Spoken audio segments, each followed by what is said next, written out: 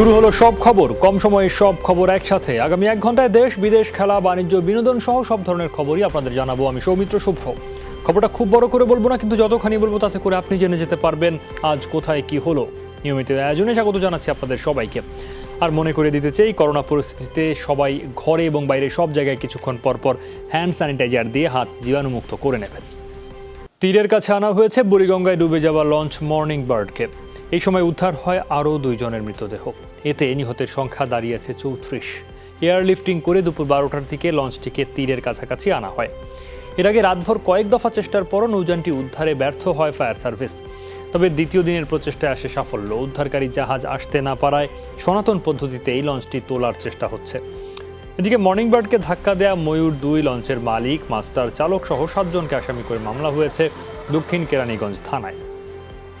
এজাহারে অবহেলাজনিত হত্যার অভিযোগ আনা হয়েছে। গত রাতে ডুবে যাওয়া লঞ্চ থেকে উদ্ধার 32 জনের মরদেহ স্বজনদের কাছে হস্তান্তর করা হয়। গতকাল সকালে সদরঘাটের উল্টো পাশে ডুবে যায় মর্নিং বার্ড। আমরা শুরু থেকেই এখানে বেশ দ্রুতগতিতে আমরা সমন্বয়ের কাজটা সম্পন্ন করেছি। এটা সম্ভব হয়েছে শুধুমাত্র আমাদের পূর্ববর্তী বিভিন্ন উদ্ধার অভিযানের মহড়ার কারণেই। জাহাজটা এখন ভাসমান অবস্থায় রয়েছে। এটা আস্তে আস্তে উইং সিস্টেমের মাধ্যমে এটা আস্তে আস্তে কিনারে নিয়ে যাওয়ার চেষ্টা চলছে। জাহাজটা আস্তে আস্তে কিনারে যাচ্ছে। যদি জাহাজটা কিনারে নেওয়ার পরে আমরা অপারেশনটা পরিচালনা আবার আমরা নামবো, মাঠে নামবো, দেখবো আমরা আমাদের ডুবুরি সার্চিং করবে। ফাইনালি শেষ না ভিকটিম শেষ না দেখা পর্যন্ত আমরা কিন্তু অপারেশনটা কন্টিনিউ করে যাব। এদিকে তদন্ত কমিটি কাজ শুরু করেছে। এ বিষয়ে জানাতে সদরঘাট থেকে যুক্ত হয়েছেন সহকর্মী আব্দুল্লাহ তুহিন। তুহিন, তদন্ত দল তো কাজ শুরু করলো, কিছু জানাতে পেরেছে তারা এখন পর্যন্ত, বা আপনারা খোঁজ খবর নিয়ে কিছু জেনেছেন না তাদের কাছ থেকে কোনো বিষয়ে বিস্তারিত কোনো সুনির্দিষ্ট তথ্য?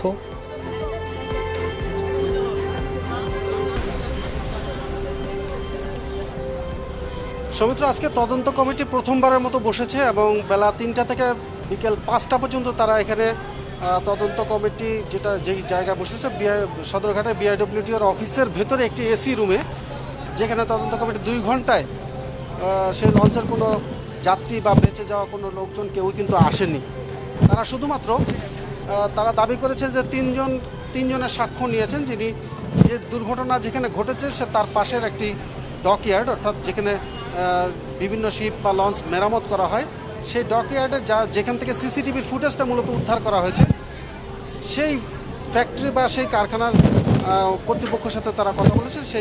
সেখানকার ম্যানেজার এসেছিলেন সাক্ষ্য দিতে। এমনকি এছাড়া তারা সেই ভিডিও ফুটেজ, যেটা সিসি ক্যামেরার ফুটেজ ধরা পড়েছে, সেটি তারা পর্যবেক্ষণ করেছেন এবং এমন জায়গায় মানে সাক্ষ্য দিতে কেউ আসবে কিনা এই বিষয়টি কিন্তু তাদেরকে জানতে চাওয়া হয়েছিল। তারা মনে করেছেন যে তারা বিভিন্ন জায়গায় আহ্বান করেছেন সেই সাক্ষ্য যারা দিতে আসবেন তারা হয়তো এখানে আসবেন, কিন্তু আমার যেটা দেখে মনে হয়েছে যে এখানে কেউ সাক্ষ্য দিতে আসার মতো এত দায়িত্বশীল আচরণ কেউ করবেন বলে আমার মনে হয় না, এবং আশপাশে যারা ছিলেন তারাও বিষয়টি নিয়ে প্রশ্ন তুলেছেন।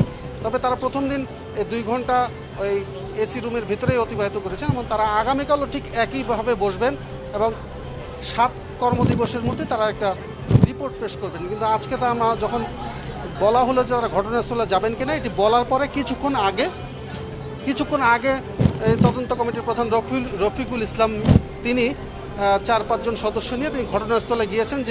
যে ময়ূর লঞ্চটি ধাক্কা দিয়েছে ছোট মর্নিং বার্ড লঞ্চটিকে, সেই লঞ্চটি ঘটনাস্থলে দেখার জন্য তারা এখন গিয়েছেন, কিন্তু সেই পরিকল্পনা তাদের হয়তো ছিল না। সাংবাদিকরা বলার পরে সেখানে গিয়েছেন। তো মূলত যেটা এক কথায় বলতে পারে, তদন্ত কমিটি আজকে খুব একটা কিছু পাননি। তারা কেবল ওই ভিডিও ফুটেজটাই বিশ্লেষণ করেছেন বা বিভিন্ন গণমাধ্যমে যে রিপোর্টগুলো এসছে সেগুলো তারা পর্যালোচনা করেছেন। এর বাইরে কিন্তু কোনো তথ্য তারা আমাদের দিতে পারেনি। আর এছাড়া আরেকজনের যে লাশ উদ্ধার হয়েছে, একজন পুরুষের, সব মিলিয়ে এখন পর্যন্ত 34 জনের লাশ উদ্ধারের খবর দিয়েছে বিআইডব্লিউটিএ বা ফায়ার সার্ভিসের উদ্ধারকর্মীরা। সৌমিত্র, তুহিন, বুঝতে পারলাম তদন্ত কমিটির প্রথম দিনের যে কর্মতৎপরতা তার একটা ফিরিস্তি জানা হলো আপনার কাছ থেকে। আপনাকে ধন্যবাদ আমাদের সঙ্গে যুক্ত হওয়ার জন্য। ডুবে যাওয়া লঞ্চের ভেতরে একটি ফাঁকা স্থানে আটকা ছিলেন সুমন ব্যাপারী। প্রায় 13 ঘন্টা পর জীবিত উদ্ধার হন। তার এই অলৌকিকভাবে বেঁচে ফেরার বৈজ্ঞানিক ভিত্তি আছে জানিয়েছেন বিশেষজ্ঞরা। এ নিয়ে বেশ কৌতূহল সাধারণ মানুষের মাঝে। নেভাল আর্কিটেকচার ও মেরিন ইঞ্জিনিয়াররা বলছেন, লঞ্চটি উল্টে পড়ার সময় ভেতরে কোনো একটি বায়ু ভর্তি ফাঁকা স্থানে পর্যাপ্ত অক্সিজেন থাকলে বেঁচে থাকা সম্ভব। দীর্ঘ সময় পর সুমন ব্যাপারীর উদ্ধার হওয়া ব্যাপক কৌতূহল তৈরি করেছে মানুষের মাঝে।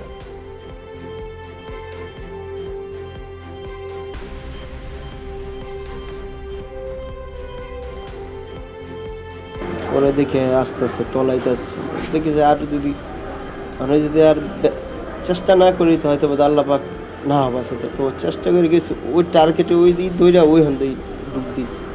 ডুব দেওয়ার সাথে সাথে হয়তো বা ডুবারি হয়তো বা পাইছে, হয়তো বা ডুবারি তুলছে। এই কোথাও ফাঁকা ছিল হয়তো বা মাথা, চোখ, কান, এগুলা, হাত, মানে অজু যেখানে এই পর্যন্ত পানি ছিল ওখানে অজু করছি।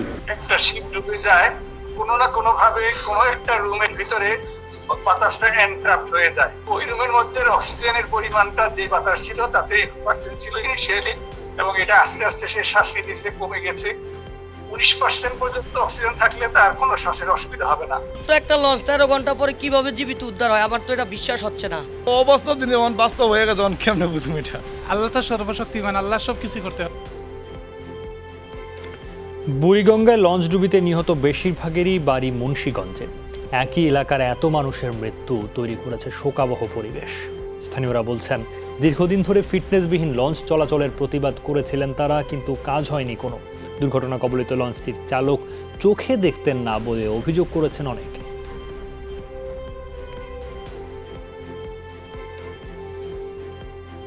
আমাদের এরকম পরিস্থিতি দেখতে হবে, একসাথে মনে করেন পুরোপুরি সব মানুষ সবাই শোকাহত হয়েছে। এত লাশ আমরা কখনো এইভাবে দেখিনি। কাপড়ের গাড়ি আসছিল বড় দলা মাভা, এই গাড়িটা আপনি ধরেন, আর নগলার বলতেছে আপনি আমার ধরেন, আমি ঠিক আছি, কিন্তু ওই মহিলা দূরে আর বাঁচান। লঞ্চটার চালক উনি আসলে চোখে কম দেখে। এর আগে একবার পুস্তকলার দিকে অ্যাক্সিডেন্ট করেছে, ফতুল্লার যে বালুঘাটে দিয়ে। অনভিজ্ঞ ড্রাইভার মিস্ত্রিরা কারণ এই আজকের এই দুর্ঘটনা ঘটছে। উদ্ধারকারী জাহাজ প্রত্যয়ের ধাক্কায় ক্ষতিগ্রস্ত প্রথম বুড়িগঙ্গা সেতু পোস্তগোলা ব্রিজে এখনও যান চলাচল বন্ধ আছে, তবে হেঁটে চলাচলের সুযোগ রাখা হয়েছে। সকালে সড়ক ও জনপথ বিভাগের অতিরিক্ত প্রকৌশলী সবুজ খানের নেতৃত্বে 7 সদস্যের বিশেষজ্ঞ দল পোস্তগোলা ব্রিজ পরিদর্শন করেন। তারা জানান, উদ্ধারকারী জাহাজ প্রত্যয়ের চালক ও দায়িত্বপ্রাপ্তদের অবহেলার কারণেই ব্রিজটি ক্ষতিগ্রস্ত হয়েছে। জাহাজের চালক ক্রেনটি না নামিয়েই ব্রিজটি অতিক্রম করার চেষ্টা করেন, তখনই ভারী ক্রেনের ধাক্কায় ব্রিজের নিচের দিকে 2-3 মিটার অংশ ক্ষতিগ্রস্ত হয়। ব্রিজের সংস্কারের বিষয়ে সিদ্ধান্ত নিতে আরও একটা বিশেষজ্ঞ দল গঠন করা হবে। তারা ব্রিজ পরিদর্শন করে সংস্কারের ব্যাপারে চূড়ান্ত সিদ্ধান্ত নেবেন।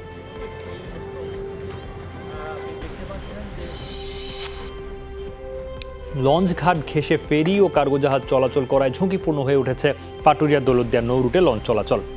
কোনো রকম সতর্কতা ছাড়াই ছোট যানের পাশ দিয়ে বড় নৌযান চলাচল করায় যে কোনো সময় ঘটতে পারে বড় ধরনের দুর্ঘটনা। এ বিষয়ে বিআইডব্লিউটি ব্যবস্থা নিতে বিআইডব্লিউটিসিকে একাধিকবার চিঠি দিলেও কোনো সুফল মিলছে না। গার্ডে যখন আমরা থাকি বা গার্ড ছাড়বো, তখন এই ফেরি আমাদের পিছন দিয়ে চলাচল করে।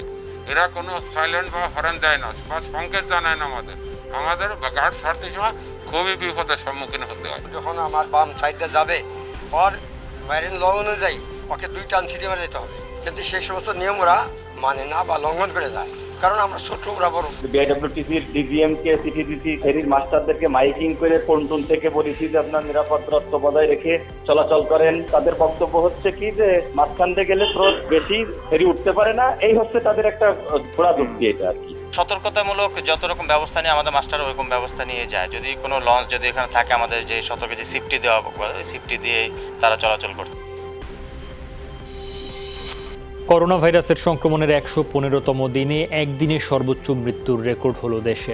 গত 24 ঘন্টায় রেকর্ড 64 জনের মৃত্যুতে সর্বমোট মৃতের সংখ্যা এখন 1847 জন। গত 24 ঘন্টায় 18,425টি নমুনা পরীক্ষা করা হয়েছে। নতুন সংক্রমিত হয়েছেন 3,682 জন। ব্রিফিং আরও জানানো হয়, শনাক্তের তুলনায় মৃত্যুহার 1.26%, সুস্থ হয়েছেন আরও 1,844 জন, যা শনাক্ত বিবেচনায় সুস্থতার হার প্রায় 41%। নিয়মিত ব্রিফিংয়ে মহামারীর এই কঠিন সময়ে গর্ভবতী নারীদের প্রতি সর্বোচ্চ যত্নশীল হওয়ার তাগিদ দিয়েছে স্বাস্থ্য দপ্তর। 24 ঘন্টায় শনাক্তের হার 19.98% এবং এ পর্যন্ত শনাক্ত হয়েছে 1,45,483 জন। 24 ঘন্টায় মৃত্যুবরণ করেছেন 64 জন এবং এ পর্যন্ত 1847 জন। পরিবারের সদস্যবৃন্দ গর্ভবতী মায়েদের বিশেষ যত্ন নেবেন। নিয়মিত পুষ্টিকর খাদ্য যেমন টাটকা ফল, শাকসবজি, আমিষ সমৃদ্ধ খাবার। আজও অনেক সরকারি হাসপাতালেই বিনামূল্যে করোনা পরীক্ষা চলছে। নমুনা পরীক্ষায় ফি নেয়ার সিদ্ধান্ত হলেও বেশিরভাগ জায়গায় এখনও তা কার্যকর হয়নি। অবশ্য হাসপাতাল কর্তৃপক্ষ জানিয়েছে, গতকাল জারি হওয়া নির্দেশের ভিত্তিতে 2-1 দিনের মধ্যেই টাকা সংগ্রহ শুরু হবে। টাকা সংগ্রহের প্রক্রিয়া নিয়ে আলোচনা করছেন তারা। কোথাও কোথাও আজই নমুনা পরীক্ষার জন্য টাকা নেওয়া শুরু হয়েছে। এ বিষয়ে গতকাল স্বাস্থ্য মন্ত্রণালয় থেকে পরিপত্র জারি হয়। জানানো হয়, সরকারি হাসপাতালের বুথে গিয়ে নমুনা পরীক্ষা করতে 200 টাকা দিতে হবে, আর বাসায় গিয়ে নমুনা নিলে পরিশোধ করতে হবে 500 টাকা।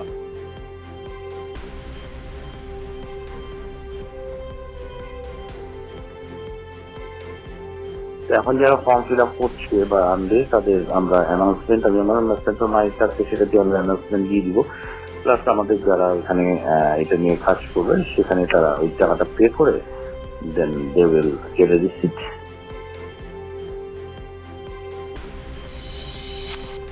ঢাকা মেডিকেলের চিকিৎসক নার্সদের থাকা খাওয়া বাবদ 20 কোটি টাকা বিল নিয়ে বড় ধরনের প্রশ্ন উঠেছে।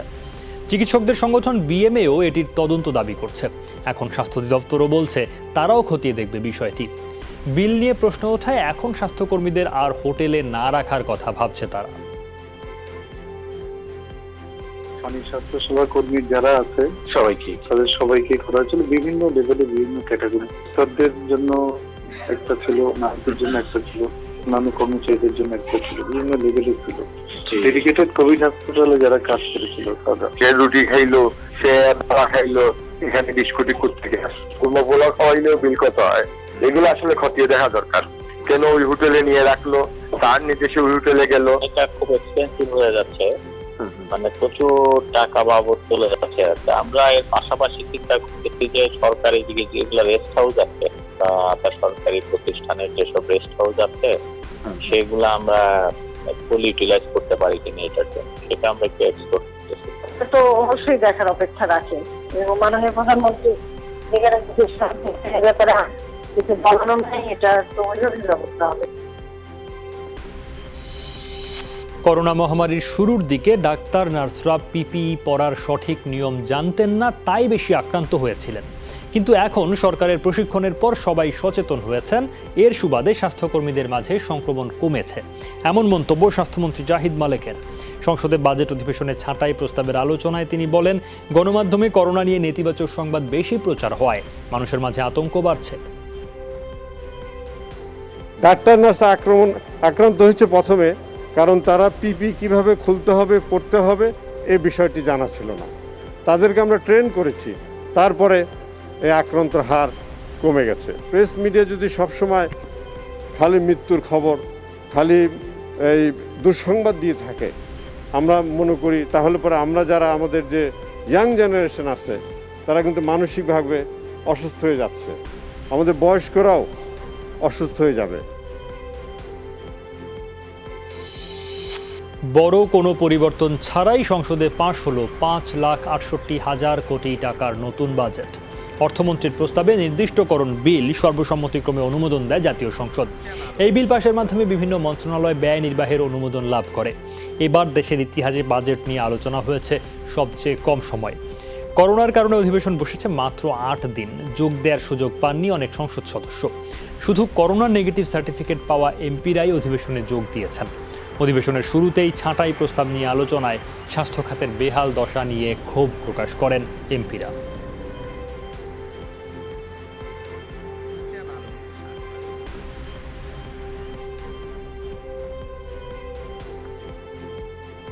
কোভিড আর নন কোভিড দুটো সেকশন করে ফেলা এবং অধিদপ্তর থেকে বা সিবিএস থেকে একজনকে করে লোক বসিয়ে দিক, যাতে আমরা সুস্থ মতো করতে পারি। এখন প্রাইভেট হাসপাতালগুলো সোনার হরিণ, কাউকে ভর্তি করে না। একবার কেউ ভর্তি হইলে 3 লাখ, 4 লাখ, 5 লাখ, 7 লাখ টাকা দিতে হয় যদি বেঁচে আছে। ডাক্তার নার্স আক্রান্ত হয়েছে প্রথমে, কারণ তারা পিপি কিভাবে খুলতে হবে, পড়তে হবে এই বিষয়টি জানা ছিল না। তাদেরকে আমরা ট্রেন করেছি, তারপরে এই আক্রান্তর হার কমে গেছে। প্রেস মিডিয়া যদি সবসময় খালি মৃত্যুর খবর, খালি এই দুঃসংবাদ দিয়ে থাকে, আমরা মনে করি তাহলে পরে আমরা যারা আমাদের যে ইয়াং জেনারেশন আছে তারা কিন্তু মানসিকভাবে অসুস্থ হয়ে যাচ্ছে, আমাদের বয়স্করাও অসুস্থ হয়ে যাবে। 2021 সনের 30 জুন তারিখে সমাপ্ত অর্থ বছরের কার্যাদি নির্বাহের জন্য সংযুক্ত তহবিল হতে অর্থ প্রদান ও নির্দিষ্টকরণের কর্তৃত্ব প্রদানের উদ্দেশ্যে আনিত একটি বিল, নির্দিষ্টকরণ বিল 2020 এই মহান সংসদে উত্থাপন করছি। সরকারি বেসরকারি অংশীদারিত্ব বা পিপিপির আওতায় পাটকল চালুর সিদ্ধান্তের প্রতিবাদে অবস্থান কর্মসূচি পালন করছেন খুলনার রাষ্ট্রায়ত্ত 9টি পাটকলের শ্রমিকরা। দুপুরে রাষ্ট্রায়ত্ত পাটকল সিবিএ নন সিবিএ সংগ্রাম পরিষদের ডাকে শুরু হয় এই কর্মসূচি, যা চলবে আগামীকাল বেলা 2টা পর্যন্ত। কর্মসূচি থেকে বক্তারা বলেন, সরকারের হঠকারী সিদ্ধান্তে পাটকল শ্রমিক ও তাদের পরিবারের সদস্যদের ভবিষ্যৎ অনিশ্চিত হয়ে গেছে। দুশ্চিন্তায় দিশেহারা হয়ে পড়েছেন কর্মহীন হতে যাওয়া শ্রমিকরা। পিপিপির আওতায় মিল চালুর সিদ্ধান্ত অবিলম্বে বাতিল না হলে আগামীকাল দুপুর থেকে আমরণ অনশন কর্মসূচির হুমকিও দেন তারা। সরকারের এই সিদ্ধান্ত আত্মঘাতী সিদ্ধান্ত। এই মিল বন্ধ করে দিলে আমরা কোথায় কি খাবো? আমাদের প্রতিষ্ঠান চালিয়ে রাখুন, আমরা অন্তত 2 বেলা 2 মুঠো ভাত খেয়ে বাঁচতে পারি। এইবারে দেবে 40%, আর পরবর্তী বাজেটের পরে এইভাবে 23 সাল পর্যন্ত দেবে টাকা। আমরা এই টাকা চাই না। সবশেষ খবর জানাতে যুক্ত হয়েছেন সহকর্মী প্রবীর বিশ্বাস। প্রবীর, পাটকল শ্রমিকদের কর্মসূচি তো চলছে, মূল দাবিগুলো মানার বিষয়ে কর্তৃপক্ষের কেউ কি যোগাযোগ করেছেন বা শ্রমিকদের তরফে কর্তৃপক্ষের বা দায়িত্বপ্রাপ্ত কারোর সঙ্গে যোগাযোগ করার চেষ্টা হয়েছে কি? কথা হয়েছে নিশ্চয় আপনার তাদের সঙ্গে?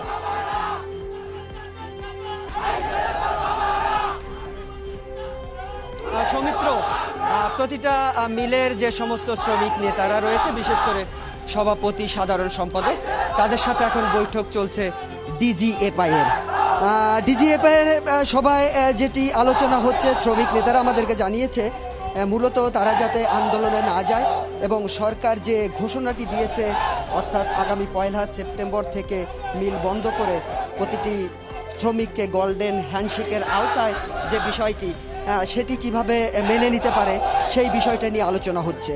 কিন্তু শ্রমিকরা এটা মানতে রাজি না, কারণ গতকালও তারা ঢাকায় যে শ্রম প্রতিমন্ত্রী এবং এই যেখানে মিলগুলো অবস্থিত খুলনার খালিশপুরে, সেই আসনেরই তিনি সংসদ সদস্য বেগম মুন্নুজান সুপিয়ান, তার সঙ্গেও 2 দফা আলাপ করে আসছে। তারা আমাদেরকে জানিয়েছে যে শ্রমমন্ত্রী তাদেরকে বলেছে সরকার যে সিদ্ধান্তটি নিয়েছে যে মিলগুলো বন্ধ করা, কারণ দীর্ঘকাল ধরে মিলগুলো লোকসানে চলছে, সে কারণে তারা যেন গোল্ডেন হ্যান্ডশেক নিয়ে এই মিলগুলো বন্ধে তাদেরকে সহযোগিতা করে। শ্রমিকরা আমাদের জানিয়েছে তারা এটি মানতে নারাজ এবং যেহেতু তাদের দীর্ঘদিনের কর্মস্থল এই মিলটি এবং তারা এইখানে কাজ করছে, সেই মিলেই তারা কাজ করতে চায়। আর লোকসানের যে বিষয়টি বলা হয়েছে সেটি নিয়েও শ্রমিকরা বলছে যে যখন পাট মৌসুমে 1200 থেকে 1400 টাকা প্রতি মন পাটের দাম থাকে, তখন পাট না কিনে পাট কেনে যখন মৌসুম শেষে 2800 টাকা পাটের মন হয় তখন। এছাড়া দীর্ঘকালের যে মেশিনগুলো রয়েছে সেই মেশিনগুলো আসলে কাজ করে না। এছাড়া পাট ক্রয়, পাট বিক্রয়, পাটজাত পণ্য বিভিন্ন দেশের সঙ্গে বিক্রয়, সেখানেও প্রচুর পরিমাণে দুর্নীতি রয়েছে বলে শ্রমিক আমাদেরকে জানিয়েছে। সে কারণে এই বিষয়গুলো যদি ঠিক করা হয় তাহলে কখনোই এই পাটকল আসলে লোকসানে চলতে পারে না। তবে তারা বলেছে আগামীকাল 2টা পর্যন্ত এই অবস্থান কর্মসূচি চলবে। এর মধ্যে সরকার যদি তাদের দাবি মেনে না নেয় তাহলে আগামীকাল থেকে তারা আমরণ অনশনে যাবে। শ্রমিক, হ্যাঁ প্রবীর, আপনার বক্তব্য ছাপিয়ে, আপনার কথা ছাপিয়ে শ্রমিকদের স্লোগান আমরা শুনতে পাচ্ছিলাম। আপনাকে ধন্যবাদ প্রবীর আমাদের সঙ্গে যুক্ত হওয়ার জন্য। এদিকে পিপির আওতায় রাষ্ট্রায়ত্ত পাটকল চালুর সিদ্ধান্তের প্রতিবাদ ও করোনার থাবায় কর্মহীন শ্রমিকদের সহায়তার দাবিতে মানববন্ধন হয়েছে যশোরে। সকালে প্রেস ক্লাবের সামনে ট্রেড ইউনিয়ন জেলা শাখার উদ্যোগে এই কর্মসূচি পালন করা হয়। এ সময় বক্তারা সরকারি পাটকল পিপিপির আওতায় চালুর সিদ্ধান্ত দ্রুত বাতিলের দাবি জানান। বলেন, বেসরকারি খাতের পাটকল লাভজনক করা গেলে সরকারি পাটকলগুলোকেও মুনাফার ধারায় আনা সম্ভব। এজন্য মিলে আধুনিক যন্ত্রপাতি বসানো সহ পাট ক্রয়ে দুর্নীতি বন্ধে কার্যকর পদক্ষেপ গ্রহণ করা জরুরি। এছাড়া করোনার কারণে কর্মহীন শ্রমিকদের পাশে দাঁড়াতে সবার প্রতি আহ্বানও জানান বক্তারা। দেশের প্রধান নদ নদীর পানি বৃদ্ধি অব্যাহত আছে, প্লাবিত হচ্ছে নতুন নতুন জনপদ। এরই মধ্যে তিস্তা, ধরলা, দুধকুমার সহ বেশ কয়েকটি নদীর পানি বৃদ্ধিতে তলিয়ে গেছে কুড়িগ্রাম, লালমনিরহাট, গাইবান্ধার নিম্নাঞ্চল। ক্ষতির মুখে পাট, তিল, আখ ও সবজি ক্ষেত। যমুনার পানি বাড়ায় মধ্যাঞ্চলেও অবনতি হয়েছে পরিস্থিতি। জামালপুর আর সিরাজগঞ্জে নতুন নতুন এলাকা প্লাবিত হয়েছে। সুরমা কুশিয়ারার পানি উছলে সিলেট আর সুনামগঞ্জের বিস্তীর্ণ এলাকা প্লাবিত হয়েছে। বিশেষ করে কানাইঘাট, গোয়াইনঘাট ও কোম্পানিগঞ্জ উপজেলার নিম্নাঞ্চল প্লাবিত হয়ে বিপাকে হাজারো মানুষ। এগুলো ডুবে গেছে, এখন কাজকর্ম নাই, সবগুলো ঘরের মধ্যে এসে পড়ে আছে। কিছু দেয় না, বন্যার সময় কিছু দেয় নাই। বর্ষকে মাইয়ে মাছ ধরি আমি এখানে আসি। এইভাবে এখন পুরো গ্রামটাই পানিবন্দি আমরা। যা ফারি টাই না কুচলছে সব তোমাদের ফারি তো অক্ষর কম হইলে ওদের 50,000 হচ্ছে। এদিকে পানি বাড়ার সাথে সাথে পদ্মা নদীতে দেখা দিয়েছে তীব্র ভাঙন। মাদারীপুরের শিবচরের কয়েকটি এলাকায় এরই মধ্যে নদীতে বিলীন বসতবাড়ি, দোকানপাট, ফসলি জমি। ভাঙন প্রতিরোধে জিও ব্যাগ ফেলা হচ্ছে, তবে নদীর রুদ্রমূর্তি ঠেকানো যাচ্ছে না।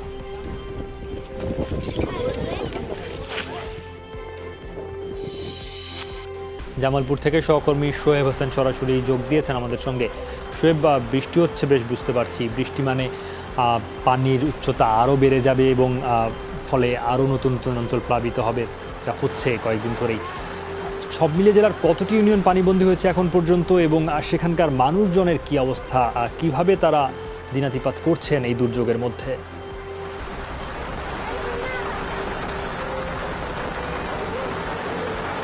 সৌমিত্র, সব মিলিয়ে জামালপুরের 68 ইউনিয়নের মধ্যে 38টি ইউনিয়নের মানুষই কিন্তু বন্যা কবলিত। প্রায় 2.5 লাখ মানুষ এই মুহূর্তে পানিবন্দী অবস্থায় রয়েছেন এবং এদের মধ্যে থেকে খুব সামান্য একটি অংশই কিন্তু আশ্রয় কেন্দ্রে রয়েছে বলা যাচ্ছে, কারণ মাত্র 10টি আশ্রয় কেন্দ্রে 1200-র কিছু বেশি মানুষ আশ্রয় নিয়েছেন। কারণ এই এলাকার যে মানুষ যারা রয়েছেন, নদী তীরবর্তী এলাকার মানুষ, তারা কিন্তু প্রতি বছর এই বন্যার সাথে তাদের দিন অতিবাদ করতে হয়, যার ফলে প্রথম 5-7 দিন বা 10 দিন তারা কিন্তু আসলে বন্যাটা পর্যবেক্ষণ করেন, তারপরে তারা বাড়ি থেকে আশ্রয় কেন্দ্রে যাওয়ার সিদ্ধান্ত নিয়ে থাকেন। এই জন্য কিন্তু এখন পর্যন্ত বেশিরভাগ মানুষই তারা অত্যন্ত কষ্টের মধ্যে দিয়ে হলেও তাদের নিজের বাড়িতেই রয়েছেন, কেউ মাচা বেঁধে ঘরের ভিতরে রয়েছেন, এইভাবেই তাদের দিন চলছে। আর গত কয়েকদিন ধরে তাদের এই বন্যার ফলে কিন্তু গোখাদ্য থেকে শুরু করে নিজেদের খাদ্যেরও একটি সংকট সৃষ্টি হয়েছে এবং বিভিন্ন এলাকা থেকেই তারা বলছেন যে এখন পর্যন্ত বিভিন্ন সহযোগিতা, যেটি সরকারি সহযোগিতা, এখনো পৌঁছায়নি। যদিও প্রশাসনের পক্ষ থেকে এখন পর্যন্ত 60 মেট্রিক টন চাল, নগদ 5 লাখ টাকা বরাদ্দ দেওয়া হয়েছে এবং সেগুলো বিতরণ কার্যক্রম শুরু হয়েছে। প্রশাসন বারবার বলছেন যে দুর্গত যারা রয়েছেন, যাদের প্রকৃতপক্ষেই সাহায্য দরকার, একটি মানুষও বাকি রাখবে না, তারা সবাইকে সহযোগিতা পৌঁছে দিবেন। আরেকটি বিষয় হলো, আজকে সারাদিন কিন্তু যমুনার পানি বাহাদুর পয়েন্টে স্থিতিশীল অবস্থায় রয়েছিল এবং বিকেলের পর থেকে এখন পর্যন্ত 1 সেন্টিমিটার পানি কমেছে। পানি উন্নয়ন বোর্ড বলছে হয়তো আগামী 2-1 দিনের ভিতরে পানি কমার সম্ভাবনা রয়েছে এবং এই যমুনার পানি কমার পরে কিন্তু সেই পানি ব্রহ্মপুত্রের যে বিভিন্ন শাখা রয়েছে সেসব শাখা দিয়ে এই পানিগুলো নামতে থাকে, যার ফলে কিন্তু ব্রহ্মপুত্র সংলগ্ন যে এলাকাগুলো রয়েছে সেসব এলাকার নতুন নতুন এলাকা প্লাবিত হচ্ছে এবং ব্রহ্মপুত্র সংলগ্ন যে জনপদ রয়েছে সেখানেও কিন্তু ধীরে ধীরে পানি প্রবেশ করছে। সব মিলে যমুনার পানি কমলেও সার্বিক যে বন্যা পরিস্থিতি সেটি কিন্তু অবনতির দিকেই আসলে রয়েছে বলা যায়। সৌমিত্র, শুধু শঙ্কার কথা। আপনাকে তবুও ধন্যবাদ শোয়েব আমাদের সঙ্গে যুক্ত হওয়ার জন্য। সহকর্মী শোয়েব হোসেন জানাচ্ছিলেন জামালপুর থেকে। দর্শক, চলছে সব খবর। ছোট্ট একটা বিরতি নিচ্ছি, তবে আবারও মনে করিয়ে দিতে চাই আপনারা সবাই ঘরে এবং বাইরে সব জায়গায় কিছুক্ষণ পরপর হ্যান্ড স্যানিটাইজার দিয়ে হাত জীবাণুমুক্ত করে নেবেন। ফিরছি একটু পর।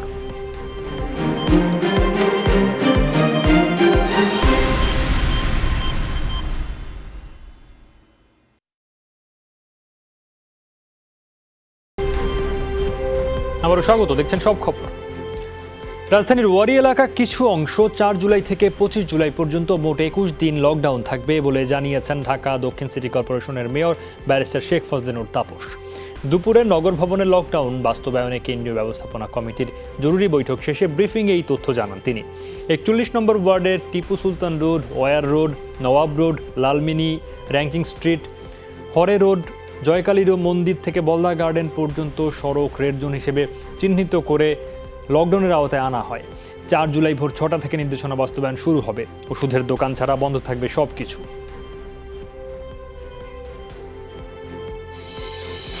চব্বিশ ঘন্টায় আরও প্রায় 4000 প্রাণ কেড়ে নিল করোনা ভাইরাস। নতুন সংক্রমণ শনাক্ত হয়েছে 1,65,000। এ নিয়ে বিশ্বজুড়ে আক্রান্তের সংখ্যা 1,04,00,000 ছাড়ালো। মোট মৃত্যু 5,08,000-এর বেশি। সোমবার ৩ শতাধিক মৃত্যুতে যুক্তরাষ্ট্রে প্রাণহানি 1,29,000 ছুঁই, মোট আক্রান্ত 27 লাখ মানুষ। অন্যদিকে দিনের সর্বোচ্চ মৃত্যু হয়েছে ব্রাজিলে, মারা গেছেন 700-র বেশি মানুষ। দেশটিতে মোট মৃত্যু 58,500-এর মতো। করোনা মহামারীর ভয়াবহতম রূপ এখনও দেখেনি বিশ্ব। 5 লাখের বেশি মৃত্যুর পর আবারও এমন হুঁশিয়ারি বিশ্ব স্বাস্থ্য সংস্থার। বলছে কিছু দেশে পরিস্থিতির উন্নতি হলেও বৈশ্বিকভাবে ভয়াবহ দ্রুততায় ছড়াচ্ছে ভাইরাসটি। সংক্রমণ বাড়তে থাকায় এর মধ্যেই লকডাউন আরোপ সহ নতুন করে বিধিনিষেধ দেওয়া হয়েছে যুক্তরাজ্য, যুক্তরাষ্ট্র, অস্ট্রেলিয়া ও ভারতে। লেস্টারে স্থানীয় পর্যায়ে সংক্রমণ বাড়লেও ভাইরাসটি মারাত্মক ছোঁয়াছে বলে পুরো দেশের জন্যই তা বিপজ্জনক। নতুন সংক্রমণের হার স্বল্প হলেও আমাদের বিপদ কাটেনি, তাই লকডাউন শিথিল হতে থাকায় খুব সতর্কভাবে এক একটি পদক্ষেপ নিতে হচ্ছে। এই মহামারীতে মানবজাতির ভালো মন্দ দুটোই দেখেছে বিশ্ব। সংহতি, উদারতা, সহিষ্ণুতার উদাহরণ যেমন আছে, তেমনি একগুয়েমি, অপপ্রচার, কুসংস্কার আর মহামারীর রাজনীতিকরণের ফলও দেখেছি। তবে কোভিড-19 এর সবচেয়ে ভয়ঙ্কর রূপ দেখা তো দূরের কথা, এর ধারে কাছেও আমরা যাইনি। করোনা মহামারীর মধ্যেই ফ্লুধর্মী নতুন আরেক প্রজাতির ভাইরাসের সন্ধান মিলেছে চীনে। ভাইরাসটির কারণে নতুন করে মহামারী পরিস্থিতি তৈরির আশঙ্কাও করছেন চীনা বিশেষজ্ঞরা। শুকরবাহিত ভাইরাসটি আক্রান্ত করতে পারে মানুষকেও। গবেষকদের আশঙ্কা, মানুষ থেকে মানুষে সহজেই ছড়িয়ে পড়তে পারে ফ্লু ভাইরাসটি। এর সাথে 2009 সালের সোয়াইন ফ্লুর মিল রয়েছে। শুকর ও কসাইখানায় কাজ করেন এমন কিছু মানুষের মধ্যে ফ্লু ভাইরাসটির অস্তিত্ব পাওয়া গেছে। করোনা মহামারীতে রোহিঙ্গাদের প্রতি মানবিক আচরণ অব্যাহত রাখায় বাংলাদেশের ভূয়সী প্রশংসা করেছেন জাতিসংঘের আবাসিক প্রতিনিধি মিয়া সেপ্পো। দুপুরে সেন্টার ফর পিস স্টাডিজ আয়োজিত ভার্চুয়াল কনফারেন্সে এসব কথা বলেন মিয়া সেপ্পো। রোহিঙ্গা টুডে শীর্ষক এই ওয়েবিনারে সাবেক পররাষ্ট্র সচিব শহীদুল হক বলেন, রোহিঙ্গা সংকটের টেকসই সমাধানে আন্তর্জাতিক গোষ্ঠীকে আরও তৎপর হতে হবে। ওয়েবিনারে করোনা মহামারীতে রোহিঙ্গাদের বর্তমান অবস্থা নিয়ে একটি গবেষণা প্রতিবেদন প্রকাশ করা হয়। সেখানে বলা হয়, রোহিঙ্গা শিবিরে করোনা ভাইরাস ছড়িয়ে পড়ছে। এর প্রতিরোধে স্বাস্থ্যবিধি মেনে চলা সহ বিভিন্ন পদক্ষেপ নেওয়ার উপর গুরুত্ব আরোপ করা হয়। The United Nations and Bangladesh have been working together since the liberation war. On the Rohingya crisis in Bangladesh, we have been working together all the way back since 1971. Since the Rohingyas are in Bangladesh, the hospitality, the generosity, the humanitarian approach towards them by Bangladesh government and Bangladesh is critical. টাকা ফিরে পাওয়ার দাবিতে crest সিকিউরিটিজের সামনে দুপুরে বিক্ষোভ করেছেন বিনিয়োগকারীরা। মালিক শহীদুল্লাহ সহ এর সাথে জড়িত দ্রুত গ্রেফতার করে আইনের আওতায় আনার দাবি জানান তারা। গেল বুধবার থেকে বন্ধ ক্রেস্ট সিকিউরিটিজ।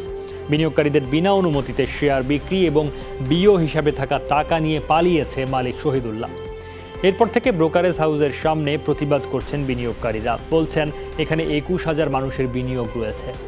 অর্থ ফিরে পাওয়া নিয়ে চরম অনিশ্চয়তায় আছেন তারা। অভিযোগ করেছেন, এত বড় জালিয়াতির পরও নিয়ন্ত্রক সংস্থার নির্লিপ্ততার নিয়ে এবং ঘটনায় জড়িতদের দ্রুত আইনের আওতায় আনার দাবি বিনিয়োগকারীদের। আমাদের এই শেয়ারগুলো কোথায় যাবে? আমরা কার কাছে যাবো? আমাদের এত বড় একটা ক্ষতি হয়ে গেল। আমাদের ভিতরে আস্থাটা ফিরিয়ে দেখ। আমাদের নিঃশ্বাস বন্ধ হয়ে যাচ্ছে। এই দুর্দিনে আমরা আর কাটতে পারি না। এখন তাকে অবিলম্বে গ্রেফতার করে আইনের আওতায় এনে এই ক্রেস্ট হাউস খুলে দিয়ে বিনিয়োগকারীদের আস্থা ফিরিয়ে আনুন। করোনাকালীন বন্ধের মধ্যে শিশু শ্রেণীতে ভর্তি পরীক্ষা নিয়ে সমালোচনার মুখে পড়েছে রাজধানীর সাউথ পয়েন্ট স্কুল। সমালোচনা হচ্ছে শিশুদের নিয়ে পরীক্ষা কেন্দ্রে আসা অভিভাবকদেরও। স্কুল কর্তৃপক্ষের দাবি, স্বাস্থ্য সুরক্ষা মেনেই পরীক্ষা নেওয়া হয়েছে। আর অফলাইনের পাশাপাশি অনলাইনেও চলছে জুলাই সেমেস্টারে ইংলিশ মিডিয়ামের ভর্তি কার্যক্রম। এই ঘটনায় সাউথ পয়েন্ট স্কুলকে শোকজ করেছে ঢাকা শিক্ষা বোর্ড। কোভিড-19 এর প্রটোকল সম্পূর্ণভাবে মেনেই ওরা এখানে এসেছে। আমরা এরকম একটা রুমে 4 জন বসাইছি, যারা যে সিঁড়ি দিয়ে উঠেছে আর অন্য সিঁড়ি দিয়ে নেমেছে। তাদের তো আমরা শোকজ করছি। এখন সারা দেশেই সকল শিক্ষা প্রতিষ্ঠান বন্ধ। তো সেই ক্ষেত্রে আমরা কোনো শিক্ষা প্রতিষ্ঠান এইভাবে কোনো পরীক্ষা কিংবা ভর্তি পরীক্ষা অথবা অন্য কোনো শ্রেণী কার্যক্রম পরিচালনা করতে পারে না। চট্টগ্রামে এখন নকল ও ভেজাল জীবাণুনাশকের ছড়াছড়ি। প্রশাসনের অভিযানের পরও বন্ধ করা যাচ্ছে না এসবের বাজারজাতকরণ। কম দামে ভেজাল জীবাণুনাশক কিনে প্রতারিত হচ্ছেন ক্রেতারা। ক্ষতিকর রাসায়নিক দিয়ে তৈরি বলে এসবের ব্যবহার ঝুঁকিপূর্ণ বলছে ওষুধ প্রশাসন অধিদপ্তর। 70% আইসোটোপাল অ্যালকোহল ঠিক না থাকে, সেক্ষেত্রে এটা আমাদের স্কিনের জন্য অনেক ক্ষতিকর হতে পারে। স্কিন সুরক্ষা তো হবেই না, করোনা তো মরবেই না, করোনা জীবাণু, উল্টো আমার স্কিন ইরিটেশন হতে পারে, স্কিনে ফুসকা পড়ে যেতে পারে এবং কি ক্যান্সারও হতে পারে। এর মূল উৎপাদন করতে না পারবো ততক্ষণ পর্যন্ত আমাদের এই অভিযান চলমান থাকবে এবং আপনারা দেখতেও পাচ্ছেন যে আমরা বিভিন্নভাবে তাদেরকে আইনের আওতায় নিয়ে আসতেছি। আমরা তাদেরকে কারাদণ্ড দিচ্ছি, তাদেরকে অর্থদণ্ড করছি।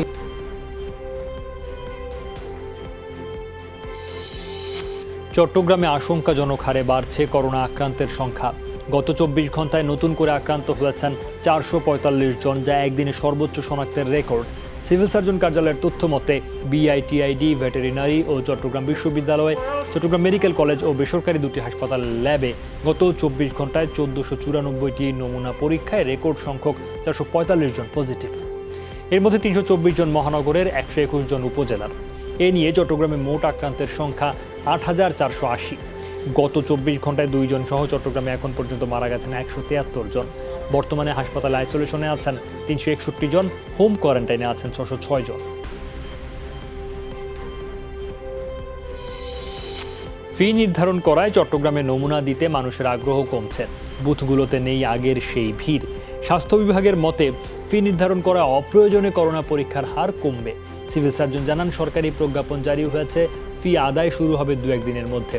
করোনা পরীক্ষায় ফি নির্ধারণ করায় মিশ্র প্রতিক্রিয়া জানিয়েছেন রোগী ও স্বজনরা। তাদের দাবি, করোনাকালে নিম্ন ও মধ্যবিত্তদের আয় যেখানে কমেছে সেখানে ফি দিয়ে পরীক্ষা করাবে না অনেকেই, ফলে উঠে আসবে না প্রকৃত চিত্র। এটা কালেকশন সেন্টার থেকে দিলে 200 টাকা, বাসা থেকে স্যাম্পল কালেক্ট করে 500, এগুলো চালানের মাধ্যমে সব জমা হবে। সরকার একটা কোড দিয়ে সেই কোডে ওখানে যারা নিচ্ছে তারাই কালেক্ট করবে। যেখানে স্যাম্পল দিবে রেজিস্ট্রেশনের সময় না টাকা দিয়ে রেজিস্ট্রেশন। আজকে হঠাৎ করে দেখতেছি একজনের ট্যাক্সের জন্য আসতেছে না, তো এখানে আপনাদের কাছ থেকে জানতাম আমরা একটা ফিস করছে। আরো 5 দিন আগে দেখা যাচ্ছিল এখানে রোগী হুড়ুহুড়ি, মানে এখানে সেখানে সবখানে যত থেকে রোগী ভিড় করছিল, কিন্তু বাট এখানে এখন রোগী নাই। স্বাস্থ্যবিধি মেনে চললে করোনা সংক্রমণের বিস্তার ঠেকানো সম্ভব। জনগণকে সচেতন করতে বেসামরিক প্রশাসনের সাথে কাজ করে যাচ্ছে সেনাবাহিনী।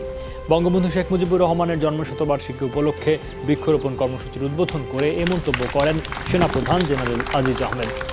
ঢাকা সেনানিবাসের একটি মসজিদ প্রাঙ্গণে এই কর্মসূচির উদ্বোধন করা হয়। সেনাপ্রধান বলেন, করোনা মহামারী কবে দূর হবে তা নিশ্চিত নয়, তাই সংক্রমণ ঠেকাতে সবাইকে স্বাস্থ্যবিধি মেনে চলতে হবে। এই বিশেষ বৃক্ষরোপণ কর্মসূচির প্রতিপাদ্য সবুজ বৃক্ষ, নির্মল পরিবেশ, বঙ্গবন্ধুর বাংলাদেশ।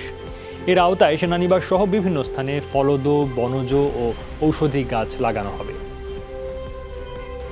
বেসামরিক প্রশাসন, আইন শৃঙ্খলা রক্ষাকারী বাহিনী, সরকারের বিভিন্ন অন্যান্য সংস্থাগুলো, সংগঠনগুলোর সাথে সাথে সেনাবাহিনী সারা দেশে আমরা যে অ্যাওয়ারনেসটা করে যাচ্ছি যে এই করোনার থেকে রক্ষা পেতে হলে আমাদের যে প্রোটোকলটা মানতে হবে সেটা হলো সোশ্যাল ডিস্টেন্সিং।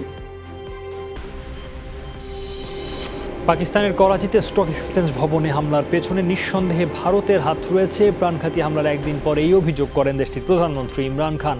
স্থানীয় সময় মঙ্গলবার পাকিস্তানের পার্লামেন্ট অধিবেশনে তিনি বলেন, সন্ত্রাসীদের যেমন কেন্দ্র হয়ে উঠেছে ভারতের মুম্বাই, সেই একই পরিস্থিতি চায় করাচিতে।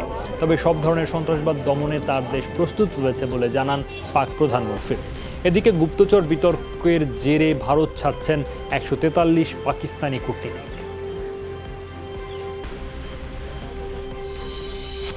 বিরল অভিজ্ঞতার মুখোমুখি নয়াদিল্লি। ভারতের রাজধানী হয়ে উত্তরপ্রদেশের দিকে যাচ্ছে পঙ্গপালের ঝাঁক। কেন্দ্রীয় কৃষি এবং পরিবেশ মন্ত্রণালয় থেকে জারি করা হয়েছে সর্বোচ্চ সতর্কতা। স্থানীয় প্রশাসনকে নিজ নিজ অবস্থান থেকে জরুরি পদক্ষেপ গ্রহণেরও নির্দেশ দেওয়া হয়েছে। আশঙ্কা, উত্তরপ্রদেশের ফসলি জমি পঙ্গপালের লক্ষ্য।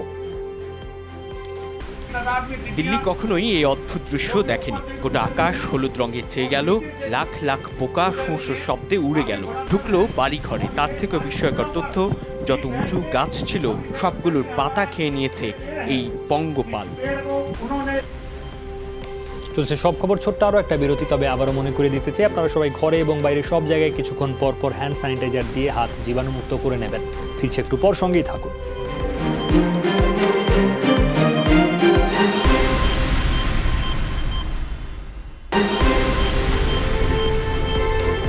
আবারও স্বাগত, দেখছেন সব খবর। বার কাউন্সিলের এমসিকিউ পরীক্ষায় উত্তীর্ণদের আইনজীবী হিসাবে তালিকাভুক্তির দাবিতে বিভিন্ন স্থানে মানববন্ধন রয়েছে। সকালে নাটোরে জেলা প্রশাসক কার্যালয়ের সামনে কর্মসূচিতে অংশ নেন শিক্ষানবিশ আইনজীবীরা। এ সময় বক্তারা বলেন, করোনা মহামারীর কারণে চূড়ান্ত পরীক্ষা অনির্দিষ্টকালের জন্য স্থগিত হওয়ায় অনিশ্চয়তার মধ্যে পড়েছেন শিক্ষানবিশরা। এই অবস্থায় আইনজীবী হিসাবে তালিকাভুক্ত করে গেজেট প্রকাশের দাবি জানানো হয়।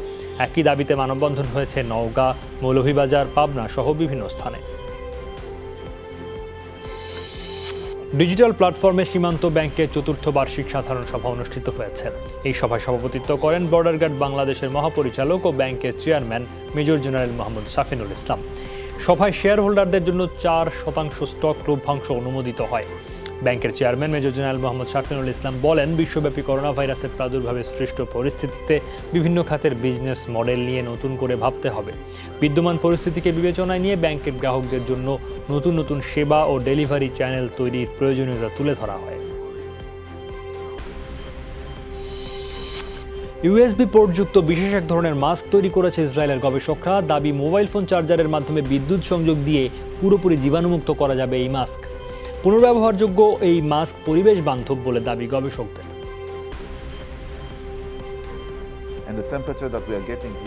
মাস্ক জীবাণুমুক্ত করার বিষয়টি ভীষণ স্বস্তিদায়ক।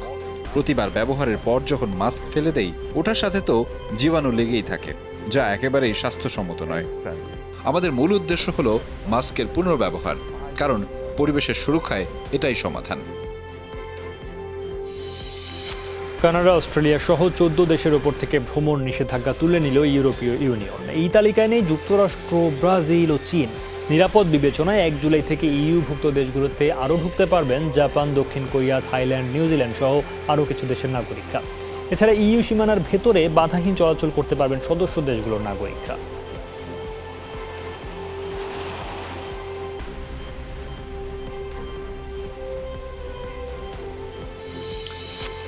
আন্তর্জাতিক চাপ উপেক্ষা করেই হংকং নিরাপত্তা আইন পাশ করল চীন। 3 দিনের বৈঠকের পর পার্লামেন্টের স্ট্যান্ডিং কমিটিতে মঙ্গলবার সর্বসম্মতভাবে পাশ হয় আইনটি, যা কার্যকর হতে পারে বুধবার।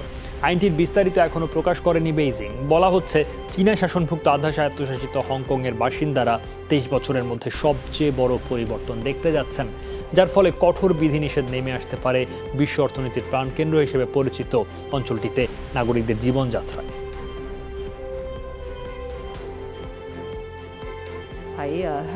কোনো নিষেধাজ্ঞার ভয় পাই না।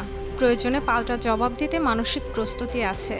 বিদেশি কূটনীতির প্রশ্নে কেন্দ্রীয় সরকার এবং হংকং প্রশাসনের সিদ্ধান্ত শেষ কথা। হংকংকে সুরক্ষিত রাখতেও তৎপর আমরা।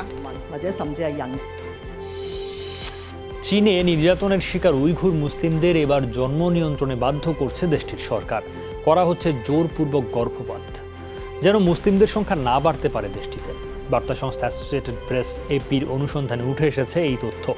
বলা হচ্ছে, জন্মহার কমানোর নামে চরম নির্মমতা চালাচ্ছে চীনা প্রশাসন, যা গণহত্যার শামিল বলছেন বিশেষজ্ঞরা।